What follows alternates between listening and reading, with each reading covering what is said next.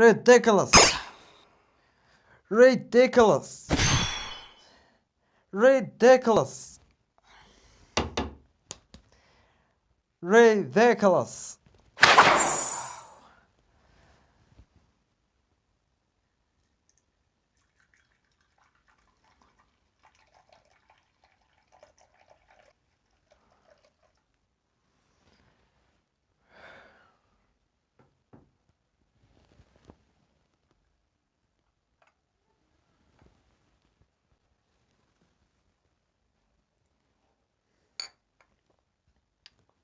مرحبا بكم في عالم هاري بوتر.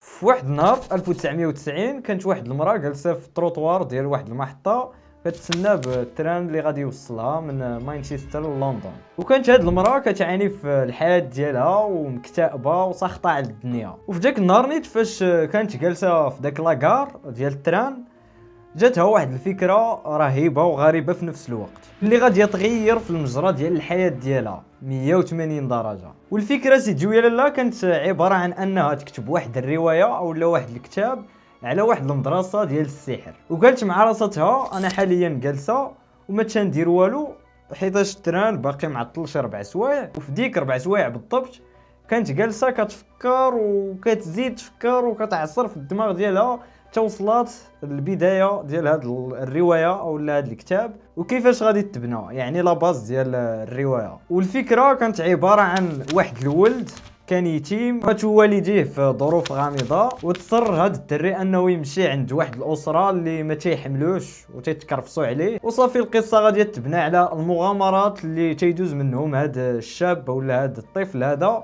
باش يوصل للحلم ديالو ويكون ساحر عظيم ويخليه الاثر في التاريخ ويتذكروه الناس. وهاد السيده مولات هاد الفكره العجيبه والغريبه في نفس الوقت هي جي.كي. رولين. هاد الفكره هادي استغرقت بزاف ديال الوقت من جي.كي. رولين باش تخرج للوجود، خصوصا الجزء الاول ولا الكتاب الاول من هذا الروايه او هاد السلسله خدم منها 5 سنين ديال الكتابه. والعنوان ديالو هاري بوتر اند فيلوزوفرز ستون، بالعربيه هاري بوتر وحجر الفيلسوف. ومن بعد هاد التماره كامله ديال 5 سنين باش تخرج الكتاب الاول ومشات عند دور النشر اللي غادي ينشروا ليها الكتاب، ومشات عند دور النشر الاولى والثانيه والثالثه ولكن بدون هدف ما قبلوش ليها يعني الكتاب يتنشر، وضربوا ليها تماره ديال 5 سنين في زيرو. ولكن حتى هي ما استسلماتش وكافحات ومشات عند السياسيين، مشات لهنا ولهنا والكتاب الاخرين ودارت معارف باش يخليو ليها الكتاب يتنشر. وفعلا بعد تماره تنشر ليها الكتاب، ودور النشر اللي قبلات بالكتاب يتنشر هي بلونسباري. وفي ديك الوقيته ولات السلسله ديال هاري بوتر وحده من بزاف ديال السلسلات الاكثر مبيعا في التاريخ. يعني راه 500 مليون نسخه تباعت من هذه السلسله هذه، وراه شي حاجه حيتاش الا جيتي تحسب 500 مليون غادي يطير لك الفريخه معلم. الناس في ديك الوقيته كانوا تيجلسوا في واحد الصف كبير، الا بغيتي تشري الكتاب خاصك تجلس في الصف نهار كامل باش يجيك الطور باش تشري. ها هي التصويره غادي نتفهموا كيفاش كان البلان في ديك الوقيته. واكثر كتاب تباعت فيه النسخ واللي هو الجزء الاول العنوان ديالو هاري بوتر وحجر الفيلسوف تباعت منه 120 مليون نسخه من بعد ما تنشر في 30 شهر 7 1997. وفي السنه المواليه اللي هي 1998 نشرات رولين الجزء الثاني او الكتاب الثاني من هذه السلسله ديال القصص هاري بوتر، واللي العنوان ديالو هاري بوتر اند شامبر سيكريتيز، واللي تيعني بالعربيه هاري بوتر وحجره الاسرار. وكان حتى هو ناجح وتباعت منه 77 مليون نسخه. وهذا الشيء اللي خلى الكاتبه رولين تشجع وتكتب في المجموع ديال هذه السلسله 7 ديال الكتب او 7 ديال الاجزاء. الا جينا نشرحوا لي بيرسوناج اللي كاينين في هذا الكتاب هذا فراه غادي نحللوا شي شويه في لي بيرسوناج اللي لعبوا دور بطولي، اللي هما 3 ديال لي بيرسوناج، واللي دخلوا لنا لخاطرنا يعني من النظره الاولى في الفيلم او لا في الروايه. وهذا الشيء بسبب الطريقه باش كتباتهم رولين او لا الطريقه باش بنات هاد لي بيرسوناج هادي. فراه الا خدينا لي بيرسوناج ديال هاري بوتر واللي تبنات عليها الفكره، فراه تخلينا الخطر بسبب انه تيقلب على اسرار في الماضي ديالو او الماضي ديال باهم اللي ماتوا، وتخلينا للخاطر كذلك ملي اكتشفنا بانه يتيم وما عنده با وما عنده امه، وتتكرفس عليه ديك العائله اللي تبنته. وهنا فرا لعبات لنا الكاتبه بالمشاعر ديالنا. وكاينين ناس كبار تبعوا السلسله ديال هاري بوتر اللي كانوا صغار تكبروا وكبر معاهم هاري بوتر، وهذا الشيء اللي خلاهم يتاثروا بهذه الشخصيه هذه اللي خياليه وما كايناش اصلا في الحقيقه.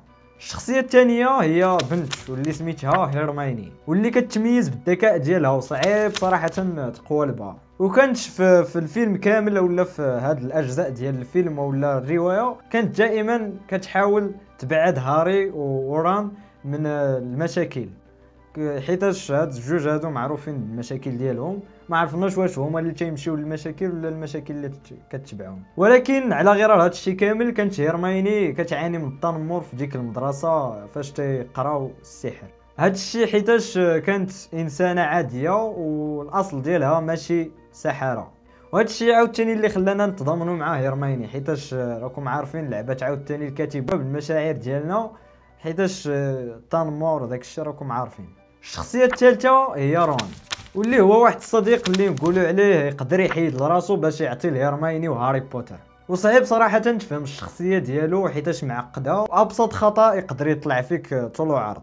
الكاتبه رولين واخا القصه غريبه علينا والسحر الى اخره، فراه بنات لي بيرسوناج اللي ما كناش نتخيلوهم في الواقع. حيتاش الا سمعتي الكلمه ديال السحر كتراود في الذهن ديالك افكار بانه السحرة راه ما مزيانينش وراه خايبين كاملين، ولكن هي بينات لنا العكس، وبينات البيرسوناج اللي بحالنا يعني راه كاين فيهم اشرار وكاين فيهم اللي مزيانين، يعني بحال الحياه ديالنا بحال الحياه ديال الصحراء. رولين دارت واحد الحاجه اخرى واللي خلاتنا نحبوا ديك المدرسه اللي كاينه في الفيلم واللي تيقراو فيها السحر. والحاجه المعروفه في المجتمع ديالنا هو ان الدراري ما تيحملوش للمدرسه. يقدر تسول شي واحد هكا في الشارع ولا غير خوك الصغير ما غاديش يحمل للمدرسه، ولكن ليكول ديال هاغوردز اللي كاينه في هاري بوتر ما كرهناش نقراو فيها، حيت هاد المدرسه هذه كنا تنشوفوا فيها شي لعيبات اللي ما كاينينش في الواقع.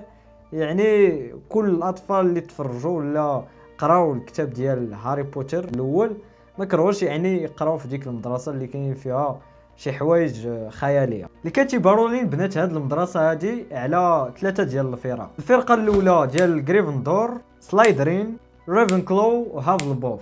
وكل فرقه من هاد الفرق عندها واحد التاريخ كبير، وهذا الشيء اللي تيخليك كمشاهد انك تتبع واحد الفريق من هاد الفرق وتشجعه. ولكن واخا هاد الفرق بربعه مختلفين فراه تيجمعهم واحد الجروب واللي هو الجروب ديال غريفندور. الهدف ديالهم الولاء، الاخلاص والصبر والتحمل الى اخره. الكاتب ولا بد يتاثر بالطبيعه فاش كتب الروايه. وفي نظركم الكاتبه ديال هاري بوتر فين كانت تتسلهم القصه اولا الاحداث ديال هذه الروايه هذه؟ الكاتبه رولين مشات لواحد المدينه سميتها ديمبرا اللي كاينه في اسكتلندا، وكانت تكتب في القهاوي يعني حيتاش عزيز عليها الصداع والزحام. اغلبيه من هاد المشاهد اللي تيجيوها في المخيله ديالها كانت تتسلمهم من هاد المدينه اللي سميتها ديمبرا، حيتاش جميع المباني ديالها قدام وفيهم النكهه ديال الفكره هاري بوتر. المكتب ديالها كان تيطلع على واحد القلعه قديمه واللي هي ديمبرا، وهاد القلعه هادي فين استلهمات الفكره ديال هوغوارتس. هاد المدينه فاش استلهمات رولين معظم احداث القصه هي في المستقبل اللي غادي تكون ساحه او استوديو لتصوير فيلم هاري بوتر وتحويل الروايه الى فيلم سينمائي. وبالضبط هذا هو الموضوع ديال الحلقه القادمه من هذه السلسله ديالنا ديال عن افلام هاري بوتر، واللي غادي تكون بدايات التفكير في تحويل سلسله روايات هاري بوتر لافلام سينمائيه. ما تنساوش لايك سبسكرايب وخليو لنا الاراء ديالكم في التعاليق باش توصلكم كل حلقه عن المواضيع ديالنا في افلام هاري بوتر. طلع